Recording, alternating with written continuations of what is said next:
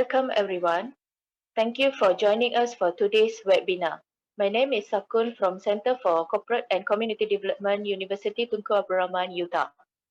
Today we are presenting Make My Own Ginger Milk Pudding by Dr. Ong Kia Ju. Dr. Ong is a senior lecturer at Center for Foundation Studies, Utah. She is a strong advocate of STEM education. She has actively conducted more than 50 sessions of science, workshop, and hands-on experiments at the public, schools, and rural area on the voluntary basis since 2014. Her area of expertise is STEM and STEM education. If you have any questions, please type them into the chat box in your Zoom control panel. I will bring them up during the Q&A session at the end of this webinar and sign up in the same chat box in your Zoom control panel. Now, without further delay, let us turn the time over to Dr. Ong. Thank you. Thank you, Ms. Sakun. Hello, everyone. Good afternoon to all of you. I'm Dr. Ong, and I'm very happy to share because I'm here to share with all of you on a webinar with the title "Make My Own Ginger Milk Pudding." Okay, allow me to share my screen.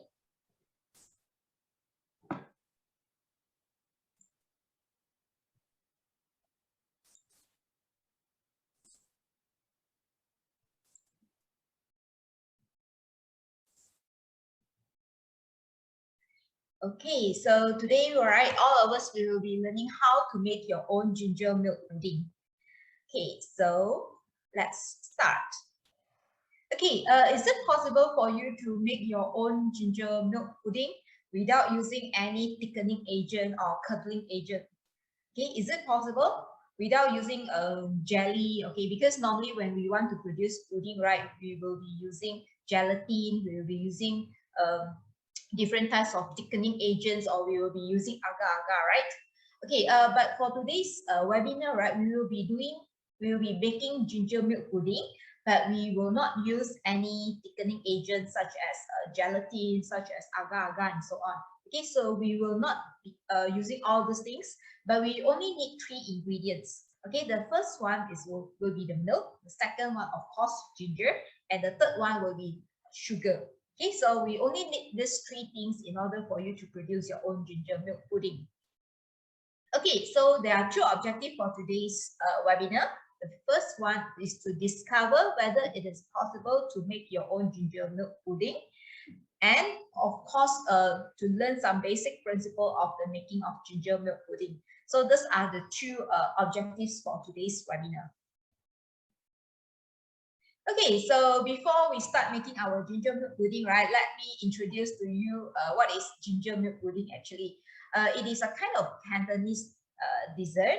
So in Chinese, we call this as 姜汁撞奶. Okay, 姜 here means the ginger.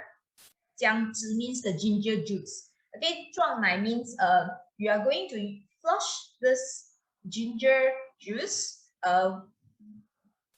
You are going to flush the milk into the ginger juice, okay, in order for you to get this the dessert. Okay, normally this dessert, right, it is served in hot, okay, while it is still hot, but if you want to have a cooler stage, you can put it in the fridge also. Okay, so this is 姜汁撞奶, and the basic ingredients to produce this dessert are milk, ginger, and sugar, okay, according to your own preferences. Okay, if you like sweeter taste, then you can have you can put in more sugars. Okay, if you don't want to put sugars, also can. You want to be healthy, okay, you don't want to put in any sugars, also can. If you want to add in some honey to replace your sugar, also can. Okay, so these are the 2 main basic ingredients for you to make your 姜汁撞奶. Okay, when you are doing this milk pudding, right, the most important thing is to control the temperature. Okay, the temperature of the milk is the key of success. So you have to really control the temperature. If the temperature is not right, it is not the proper temperature, right, you wouldn't get this success. Okay, you will not get the milk, it will not form the curd, or it will not form the pudding. Okay, so and the key of thickening is enzymes. Okay, enzymes, it will make the milk to form curd, or what we call as to form the pudding. Okay, so let's go through. Okay, what are the let's go through some introduction about ginger. So ginger is called as Gingiber officinale, and it is from the Gingiberaceae family. Okay, so it is a kind of spice and a herbal medicine. Okay, and there are a lot of nutritions that found in the ginger. For example, protein, fat, fibers, carbohydrate, vitamin C, calcium, phosphorus, iron, zinc, and etc. Actually, there are more compositions. Okay, I just adopt a few to share during this webinar. Okay, and of course, studies, research also show that there are some active chemical constituents such as gingerol, shogols, gingerberrin, gingerberol. Okay, so these are active ingredients that found in the ginger. Okay, so let's look at what are the benefits if you are taking ginger. Okay, first of all, according to the research, it states that ginger has high antioxidant activity, so it is very good. It can improve your health because it has high antioxidant activity. And besides that, it is good for antimicrobial properties, anti-obesity. Okay, if you want to lose weight, you can try to eat some ginger because it has anti-obesity effect, and it has anti-cancer properties also, anti-diabetic. So if you are a diabetic patient, or if your blood glucose level is slightly high, so you can try to take some ginger because it has anti-diabetic properties. And besides that, ginger is good because it has neuroprotective effects also. Okay, so that's why you need to, it is advisable for you to take some ginger in your daily meal. Okay, so besides ginger, right, there's another ingredient that is very important that I already mentioned earlier on. So it is milk. And milk, right, I think all of us, we are quite familiar with milk, okay, because it has a lot of elements in it, a lot of nutrients, and it is a healthy and balanced diet. And why are we taking milk? Because milk contains a lot of proteins that can promote the growth. Okay, and there are a lot of sources that you can obtain milk. For example, cow's milk, goat milk, sheep milk. Okay, for this experiment, right, if you want to do this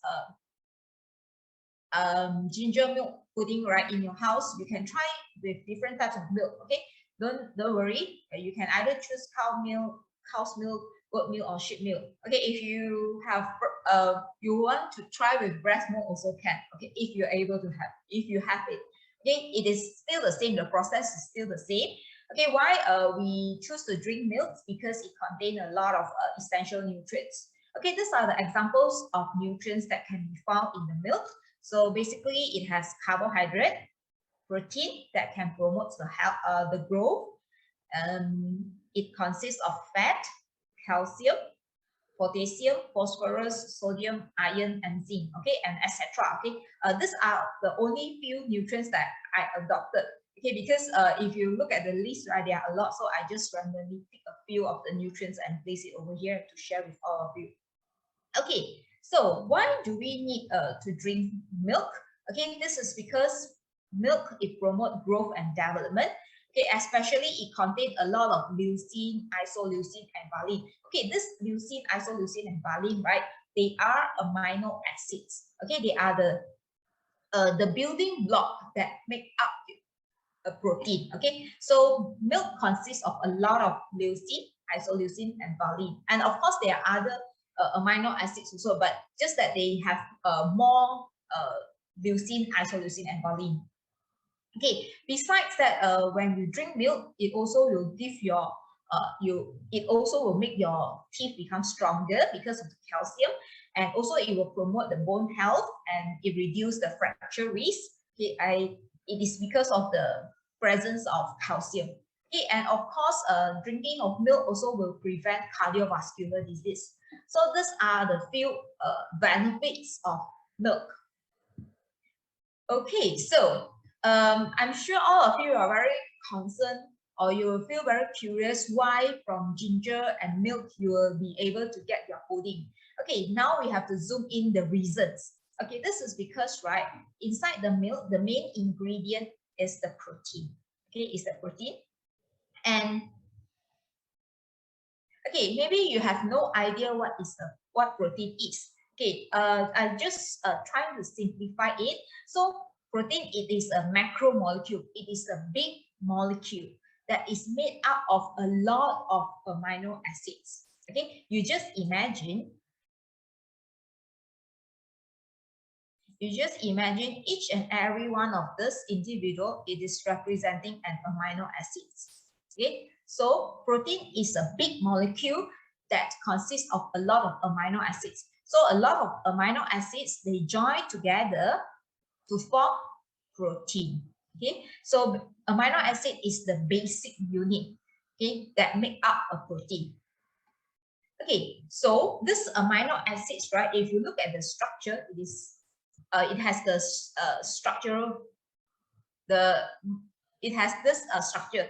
Okay, this amino acids, right, it has amino group and carboxyl group, and also it has one hydrogen atom and one R group.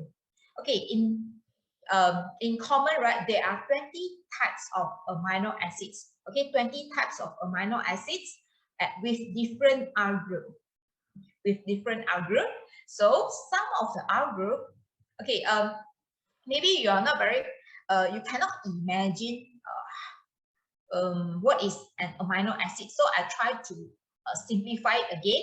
Okay, you just imagine, right, each and every one of this Lego block, it is representing one amino acids. Okay, so there are 20 types of amino acids.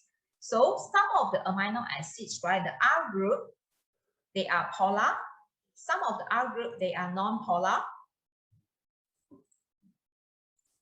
Okay, some of the R group, they have negatively charged. Some of the R group, they have positively charged. So there are 20 types of amino acids with different types of characteristic. Okay, polar, non-polar, negatively charged, and positively charged. Okay, so what happens is when you have one amino acid and another amino acids that join together, okay, you will get a peptide bond. Okay, peptide bond is a kind of chemical bond that join the amino acids together. Okay, as I mentioned earlier, right?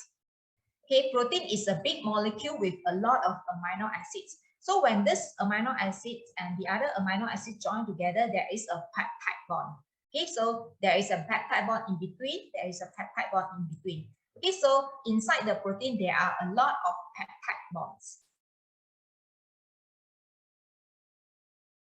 Okay, so you just imagine, right? There are different types of amino acids. When they join together, the structure of the protein will be different. You just imagine each and every one of this Lego block, right, is one amino acids. So when you have 20 types of different amino acids, right, joined together, you have different structures. Okay, so the proteins, right, it is present in different structures, different shape. Okay, it is due to the arrangement or the types of amino acids that join together. Okay, so protein can be present in any shape. Okay, it's in any shape. It depends on the type of amino acids that evolve, okay, in the protein. Okay, so what happened is, after we learn about protein are found in the milk, right? Now let's move on. Just want to show you how to.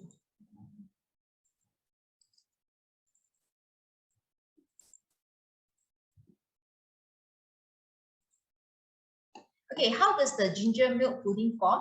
Okay, now after we learn that the protein that are found in the milk, so now we look for the ginger. Okay, why we choose ginger? This is because ginger, it consists of one enzyme which is known as ginger protease, or sometimes we can call it as gingerbane or gingipane. Okay, so this is the thing that make the milk to form curd. Okay, so what is this ginger protease? So ginger protease is a kind of enzyme, okay, that will cleave the peptide bond. Remember earlier, I mentioned that protein, right, it is made up of a lot of amino acids. And these amino acids, right, they are joining together through peptide bond. Okay, so what happened is when we are using ginger, this ginger, it contains this ginger protease. Okay, this ginger protease, it will cleave the bond, the peptide bond that found in the protein. Okay, so this is an example. The enzymes is represented by this scissors. Okay, you just imagine the scissors, right? It will cleave the peptide bond. So as a result, right, you can see that the structure, initially, this is a protein. Okay, initially, this is a protein with a long chain.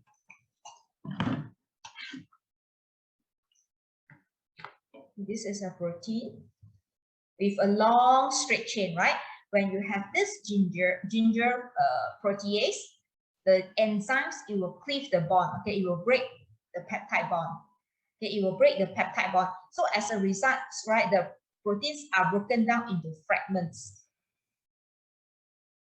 Okay, you can get one fragments. So you can see the shape of the protein, right, is changing. Okay, from a long chain, it turned to become shorter fragments. Okay, so this enzymes, it will change the structure of the protein by cleaving the peptide bond that found in the milk. Okay, so what is enzyme? Okay, I just now, right, I mentioned about enzyme. Okay, this ginger protease is an enzyme. So if we zoom in and have a look at this, okay, what is enzymes actually? Enzymes, they are made up of protein. Okay, enzymes are made up of protein. And what is the function of enzymes? Is to catalyze the chemical reactions. Okay, just a diagram to illustrate how the enzymes looks like. Okay, so enzymes, right, it is very specific. Why? Because, right, this enzymes, it has this part which is known as active site. Okay, this active site, right, it has special shape. Okay, only the substrate that is complementary to the active site will be able to bind to it. Okay, so the enzyme, it is very specific because of this active site. Okay, so it will not catalyze other reactions. Only the substrate that has complementary shape able to sit in and able to the chemical reactions able to occur. Okay, for this case, right, the enzymes will be the ginger protease. Okay, ginger protease. Okay, it has specific shape. So the substrates, right, it will be the protein in the milk. Okay, so the substrate will sit into the active site, and then it will form enzyme substrate complex. So at the end, right, you will get the products. Okay, it will be the fragments of DNA, fragments of protein. Okay, so again, these enzymes, right, after release the product, it can be recycled again, it can be reused again. Okay, so this is the general idea. We are using the enzymes from the ginger to break the peptide bond in the protein. Okay, the protein from the milk. Okay, so this just now, right, I already mentioned that temperature is the key of success. Okay, why I say so? This is because, right, this enzyme, it is very sensitive to temperature. It is very sensitive to temperature. And I already mentioned earlier, enzyme, it is made up of protein. Okay, that means it has specific shape. Okay, it has specific shape. So if the temperature is too high, so this active site, the shape will change. Because, right, the high temperature, it will interrupt the bonds in the protein. It will interrupt the bonding in the protein. So as a result, if the temperature is too high, the active site or the shape of the enzymes will change. When the shape of the enzymes change, so this substrate, right, no longer can fit into the active site. Okay, so you see the substrate, right, it has specific or complementary shape to the active site. If this active site, the shape change, so earlier on, right, the substrate cannot fit in anymore. Okay, the substrate cannot fit in anymore because the active sites, the shape already distorted or changed. Okay, so when you want to do this experiment, you have to take note on the temperature because we don't want to destroy this enzyme. Okay, otherwise you can't get any results. Okay, the milk, it will not form curd. Okay, so for this experiment or for this webinar, right, when you want to do this pudding at your home, make sure the temperature is not exceed 60. Okay, at 60 degrees Celsius, right, is the best temperature for the enzymes. If the temperature is more than 60, is too high, so the high temperature will actually interrupt the bonds in the enzymes. Then it will make the shape of the enzymes change. Okay, when the shape of the enzymes change, so no reaction will occur. That's why you won't get your milk pudding. Okay, so remember, for this experiment, the key of success is the temperature. Okay, so in short, we can say that the ginger vein or the ginger protease, the enzymes in the ginger, it will cleave the bonds, okay, the bonds in the protein, okay, which can be found in the milk. So when the proteins, the peptide bonds are broken, so the shape of the protein will change. So that's why at the end you will get the curd. Okay, from liquid conditions, the milk, it will turn to become solid, or the curd will form. Okay, so let's go through what are the materials that we need for this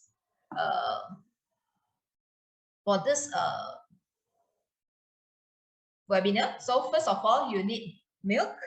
Okay, you need sugar, sieve, ginger, measuring cup, bowl, or any container. Okay, on any container. If you want to make your ginger milk pudding, right, in a container also can. Okay, so you can use any types of bowl. If you want to use cup also can. Okay, and you need a spoon, you need a kitchen thermometer, you need a cooking pot, you need a blender. So these are the basic ingredients that you need for making your ginger milk pudding. Okay, so after you prepare all the materials, yeah, if you don't want to use sugar, you can replace it with honey also can, no problem. Okay, so let's move on. Okay, when you are doing this, what are the process or the steps if you want to make your pudding? Okay, so first of all, you need to prepare your ginger juice. Okay, you need to prepare your ginger juice. Okay, first of all, you need to take a ginger, you need to clean it and cut it into pieces and blend it. Then to get the juice by using a sieve, and you have to collect the ginger juice and place it in a bowl or in a container. Okay, it depends on if you ask me about the what is the volume that you need for preparing your pudding. So it depends on the amount of milk that you use. So the ratio, it will be 1 to 9, 1 part to 9 part. Okay, 1 part of juice, ginger juice, you need 9 part of milk. Okay, so not necessarily you have to follow the one that I'm stated here. So as long as you remember the ratio is 1 to 9. Okay, 1 part of ginger juice and 9 part of milk. Okay, you can use any types of milk. You can use fresh milk, low-fat milk, full cream milk, goat milk, sheep milk, whatever kind of milk. Okay, so you measure after you prepare your ginger juice, now you need to prepare your milk. Okay, so what are the steps that you need to carry out? So first of all, you need to measure 450 ml of milk and you pour them into a cooking pot. Okay, after that, you have to heat the milk until it boils. And during the process, you have to add in some sugar And the amount of sugars, right, it depends on your own preference. Okay, if you like very sweet taste, you can add in more sugars. If you don't like any sweet taste, right, you can ignore this part also. Okay, if you want to add in brown sugar also can, you want to add in honey also can. Okay, it depends on your own preference. Okay, so of course you have to stir the milk while you are heating the milk. Okay, you have to stir it and turn off the flame when the milk boils. Okay, and then after that you have to place in a kitchen thermometer because we want to measure the temperature of the milk. Remember earlier I mentioned that the temperature of the milk cannot be too high, otherwise this high temperature it will change the shape of the enzymes. Okay, after you prepare your ginger juice, you prepare your milk. Okay, now come to the making of ginger milk pudding. Okay, earlier on, right, you need to place, I already mentioned, you need to place a kitchen thermometer into the milk. Okay, so you have to observe the temperature. Okay, when the temperature decreases to 60, around 60, okay, now you have to immediately pour the milk into the bowl that contains your ginger juice. Okay, after that, you have to leave it for a few minutes to allow the curd to form. Okay, after that, your ginger milk pudding is ready to be served. Okay, it's very simple steps that you can be carry out in your house. Okay, let's have a closer look, okay, on the diagram. Okay, so that I prepare over here. First of all, you need to get ginger and cut it into pieces. After that, you have to blend it in order for you to get the ginger juice. Then you get the ginger juice by filtering it, and you collect them, you measure and collect them in a bowl. Okay, this is for the preparation of ginger juice. Okay, now the second part will be the preparation of milk. As usual, you have to measure your milk, then you have to cook your milk by using low fire, and during the process you have to stir the milk, and you can add in the sugar and turn off the flame when the milk starts to boil. Okay, after that you have to add in your kitchen thermometer, and when the temperature decreases to 60 degrees Celsius, immediately you have to pour your milk into the bowl that contains your ginger juice. Okay, and you leave it for a few minutes. After that, you will see your ginger milk pudding is ready to be served. Okay, so that is a flow chart on how you do the experiment. And now, right, I would like to share a short video on the whole process with all of you now.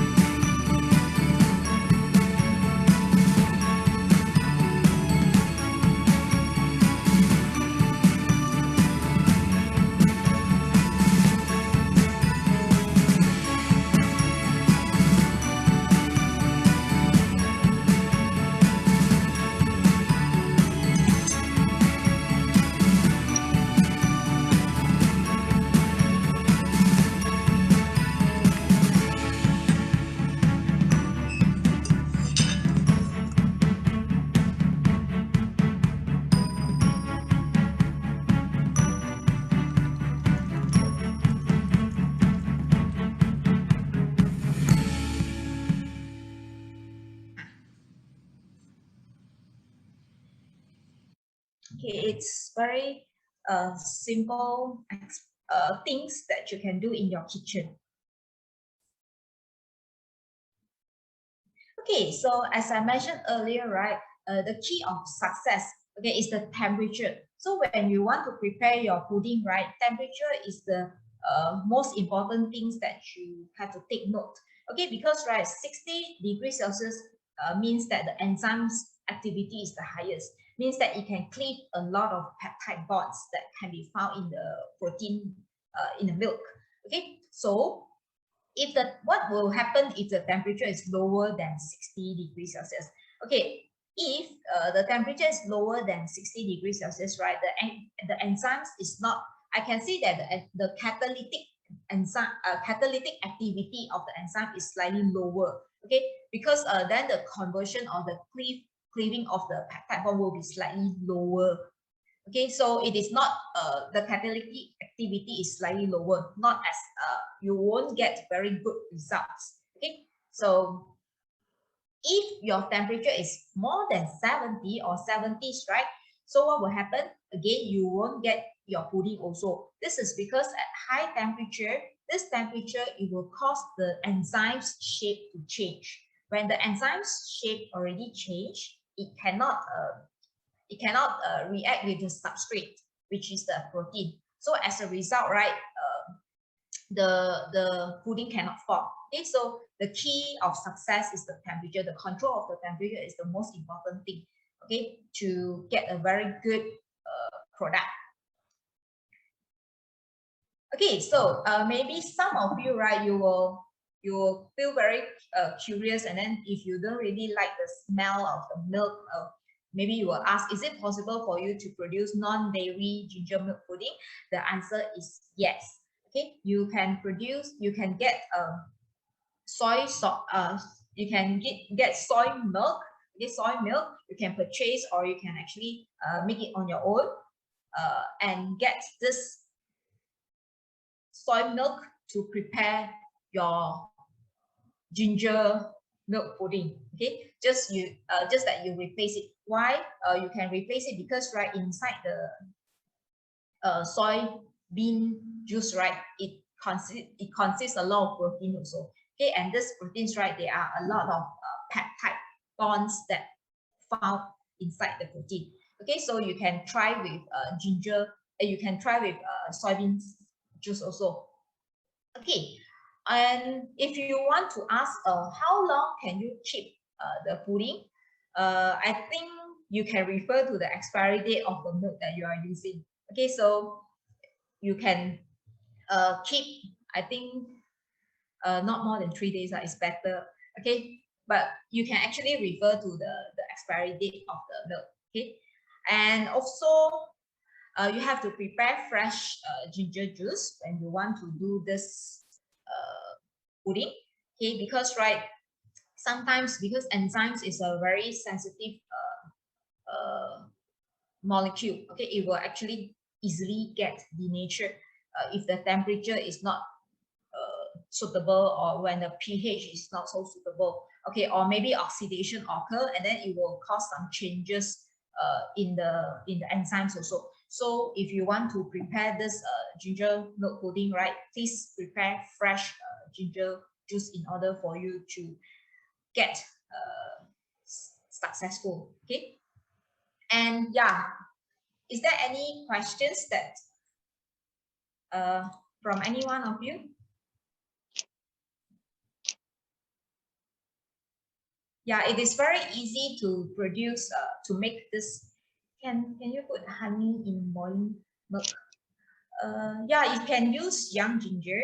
Okay, you can use young ginger, any types of ginger, because ginger, why we are using ginger is because we want to get the enzymes from the ginger. And of course, if you get older ginger, right, then the smell of the ginger will be stronger. Maybe some people, they like stronger smell of the ginger, so you can actually use old ginger. If you want to use younger ginger, also can. Can you? Dr. Yes. Dr. Ong, we also have one question here. Yes. Can we use ginger powder? Can we use ginger powder? So far, I haven't tried before. I will not encourage you to use ginger powder, because maybe during the process of producing the ginger powder, right, they are using maybe they are using oven. in order to produce the ginger powder, they want to dry out the whole thing. So maybe during the process, right, the temperature is slightly higher, than actually it denature the enzymes that found in the ginger. So I will not suggest you to use ginger powder because of the denaturation and everything. So the main key things, right, in this pudding is the enzymes that found in the ginger. So if you prepare fresh ginger juice, you get a lot of enzymes. Okay, but for powder, I haven't tried before, but in my opinion, I think there won't be so much of enzymes, or maybe the enzymes will already denature. Okay, we have one more question here. Okay. Can we put honey in boiling milk? Okay, if you are very worried that not suitable to put honey in boiling milk, right? Maybe you can turn off the flame and then allow the temperature of the milk to reduce first, then only you add in the milk. It's a say it is just for the flavoring purpose. It won't affect. So don't worry, you can put in the why when in my steps, right, I put in, you can add in your sugars while you're heating, because it's easier to dissolve at high temperature. So if you want to put honey, you can put it after you remove it from the flame. Okay, Dr. Ong. One more last question. How many gram of ginger to collect from 450 ml juice? To be frank, that day, right, when I did this experiment, right, I didn't go and measure the ginger, because you only because, right, you want to collect 450 ml of juice. I'm not very sure. It depends also on the types of ginger that you are using. So yeah, it's very difficult for me to let you know that how many grams of ginger in order for you to collect 400 ml of juice. Yeah, by the way, when you want to prepare your ginger juice, right, when you are blending, you actually can add in a bit of water when you are blending your ginger in order for you to get more juice, but not a lot. Okay, because if you put in a lot of water, right, so everything will get diluted. So don't put so much of water. Okay, enzymes found in the ginger. Okay. And soften the milk. Can ginger enzyme soften the milk, the meat, as it break peptide bond?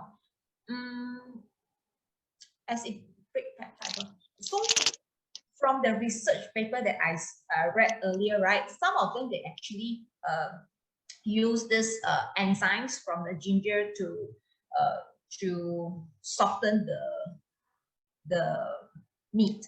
Yes, I've read paper about that. Okay, because, right, all the whiles they are using the juice from papaya juice, the juice from pineapple. Okay, because, right, there's two types of papaya and pineapple, right, they are having the protease enzyme also. They are using this protease enzyme to break the peptide bond. So yeah, maybe ginger, you can try to use ginger also, yeah, to break the peptide bond so that your meat will become softened. What about the concentration of the mixture? What about the concentration of the mixtures?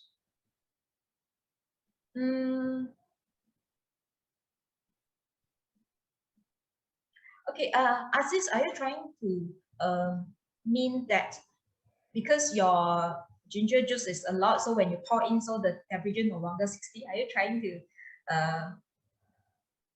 pointing to that thing?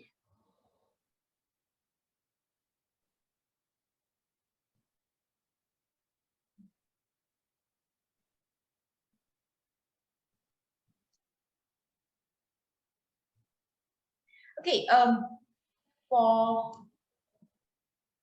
if okay, from my opinion, if the ginger juice is not a lot, right, I don't think it will change the temperature quite a lot. Okay, if the amount of ginger juice that you are using is not a lot, so I don't think it will decrease the temperature a lot.